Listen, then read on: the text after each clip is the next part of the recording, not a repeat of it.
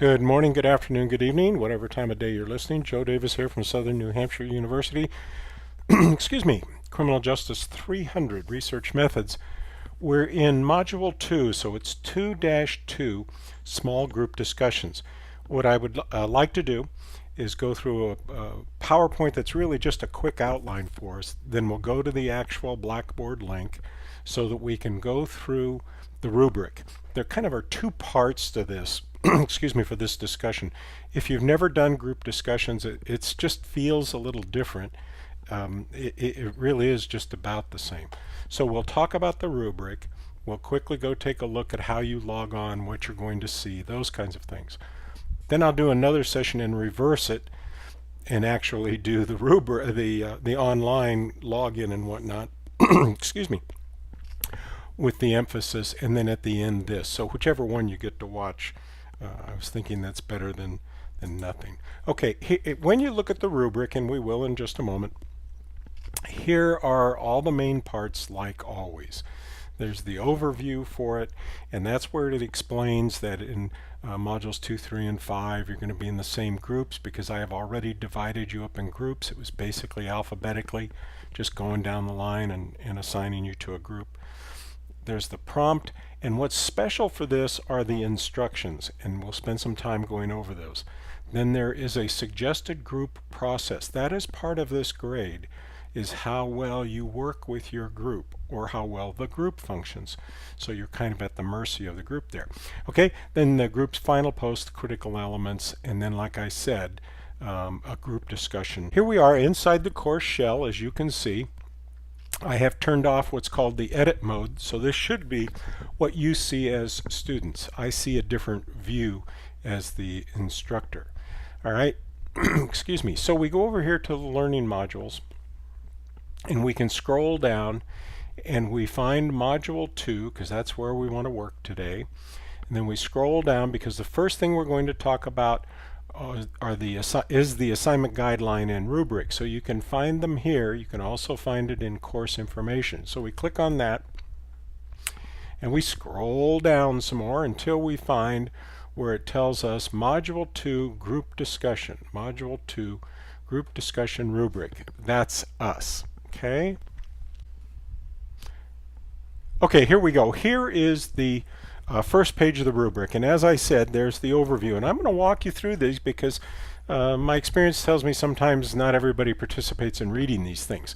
Okay, so it says module 2, 3, and 4, you're required to participate in small group discussions. At the beginning of module 2, your professor will assign you to a small group, and you will continue working with this group for all small group discussion activities. Your active participation in the discussion forum is essential to your overall success this term. You have to participate with your peers in the group discussion. Discussion questions are designed to help you make meaningful connections between the course content and the larger concepts and the goals of the course. And the small group discussion in particular promote deeper examination of issues through an exchange of information and ideas. So this is a learning process. I think as you'll see, the toughest part is going to be the working with your peers, scheduling the time and doing that. Okay, these discussions offer you an opportunity to express your own thoughts, ask questions for clarification, gain insight from your classmates' responses, and instructor guidance. The prompt or the question is, as a small group, so you have to work together on this, students will select one issue from the list provided. That's in the next paragraph. And then identify the underlying causes of and the theories best applied to studying the selected issue. Don't panic. This is about, the key here is working together, not doing a bunch of research, okay? So when we get to the instructions where it says review the suggested group process, roles, and responsibilities, that's on the next page, so we're not going to click on that, okay? And collaborate with your group to agree upon the process and the roles. And we'll talk about that. You have to pick an issue from this very, very short list. Collaborate with your assigned small group and select one current issue, okay, from the list below. You must use one of these current issues. You'll see why in a moment. Okay.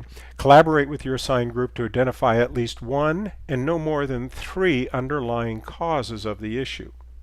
Now that sounds like a lot, as you'll see it's not. Here is the sample of what your final post should look like. The issue of violence against women has several underlying causes.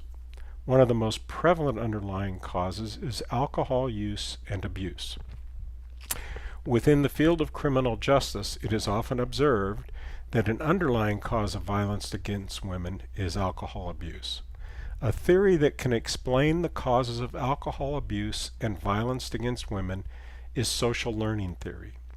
Social learning theory explains that violence within the family unit is learned and exists because of both situational and contextual issues.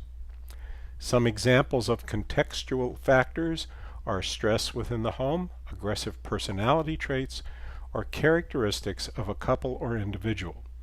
Examples of situational factors include economic strain or substance abuse, such as alcohol. Now that's a post. I know you're looking at that and thinking, oh my gosh, oh my gosh. Don't. Let's go on to the next page and you'll see. And then there's the APA format footnote. Okay. Item number 4, then collaborate with your group to select the theory that best applies. This is very important here. Very important. I'm slowing down so that you make sure you read this. The criminological theories you may consider are those outlined in the overview for Module 2, as well as the assigned readings for Module 2. Everything you need is in the overview for Module 2 and in the assigned readings for Module 2.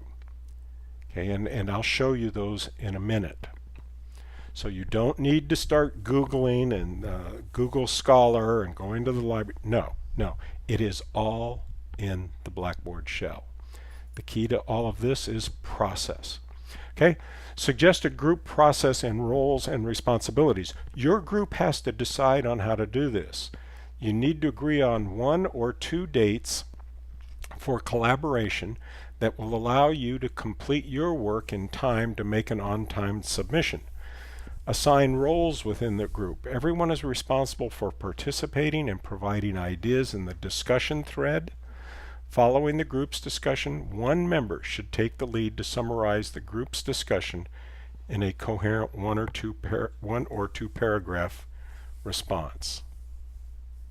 For your group's final post, there's only going to be one. You must do the following. Compose a post of 1 or 2 paragraphs. Complete the initial post by Thursday at 11:59 that we're in here in March. I'll move that to Sunday night because it's Tuesday already. Okay. Take into consideration materials such as course content and other discussion boards from the current module and previous modules when appropriate. No response reposts are required for this discussion. And then there's instructor feedback. This is the rubric. Group engagement, and your grade will be based on response to group members engages in discussion by asking questions or offering opinions relating to the discussion prompt. Timeliness must be submitted on time. 1 day late, you lose 15%. 2 days late, you lose all the points, 15 points. The group post identify underlying causes, identifies 1 to 3 appropriate underlying causes, and then group post applying appropriate criminal theory identifies a criminal justice theory. All right, there is the assignment. I tried to go through slowly. There is an excellent example of what you need to do. There is a roadmap of how you need to do that as a group. It is up to each group to get together to do this. It's not my responsibility. There's no one assigned to be the team leader. The group has to follow through and do this as a group.